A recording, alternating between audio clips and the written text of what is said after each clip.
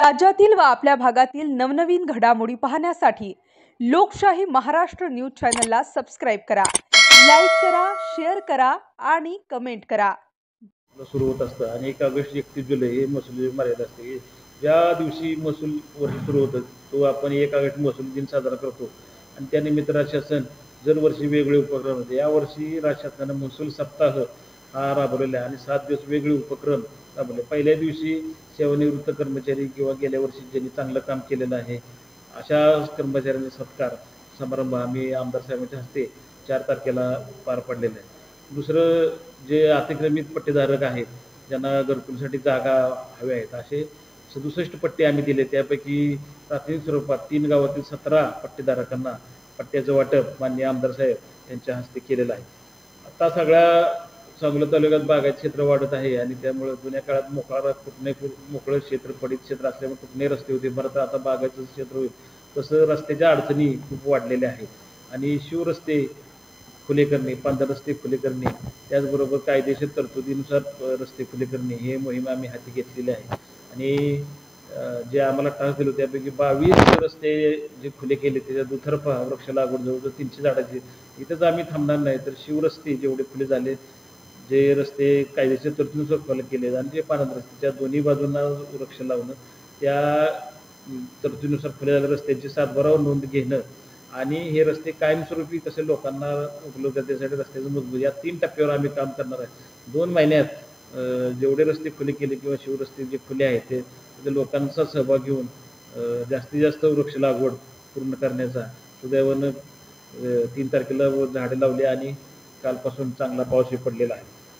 छत्रपती शिवाजी महाराज व्यवसाय अभियान म्हणजे महसूल मंडळ स्तरावर शिबिर घेऊन लोकांना जे विविध प्रकारचे उत्पन्न दाखले असतात, जाती दाखले असतात आणि रहिवासी दाखले आहेत, आदिवासी दाखले आहेत. या दाखल्याला अडचणी येऊ नये तिथं एका ठिकाणी सर्व माहिती सेवा केंद्र बोलवून सगळे अर्ज घेऊन तिथंच प्रोसेस करणं. आतापर्यंत सरकारच्या सूचना आहे शासनाच्या की एका वर्षात प्रत्येक महसूल मंडळात 4 झाले आहेत. आता आमचे 3 कॅम्प झालेले आहेत आणि हे कॅम्प पूर्ण आम्ही जवळजवळ 10,000 लाभार्थ्यांना लाभ दिले. त्यामुळं ज्या तक्रारी आहेत त्याचं प्रमाण कमी झालेलं आहे आणि लोकांना वेळेत सुविधा देण्यासाठी मदत झालेली आहे. पुढचा मुद्दा आहे की सामाजिक न्याय विभागामार्फत संजय गांधी ज्या योजना चालू जातात ते DBT पोर्टलमध्ये थेट आता लोकांच्या खात्यात पैसे जमा होते.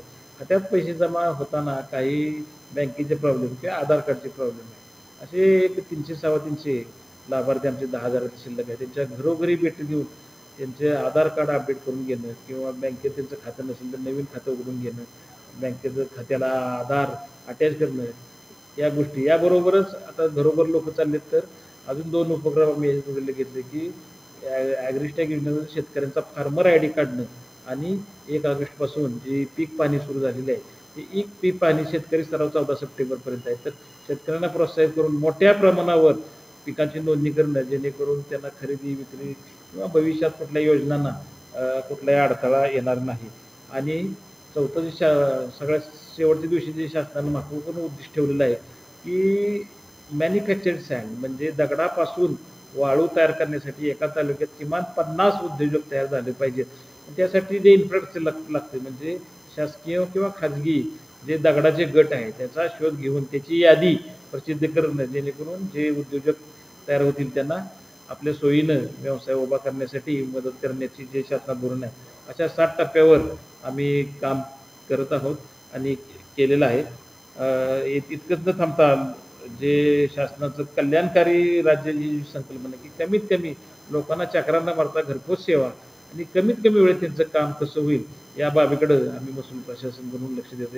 या बाबतीत आम्हाला सर्व digital media, press media, print media यांचं सगळ्यांचं सहकार्य मिळते. असंच सहकार्य मिळेल अशी अपेक्षा ठेवतो.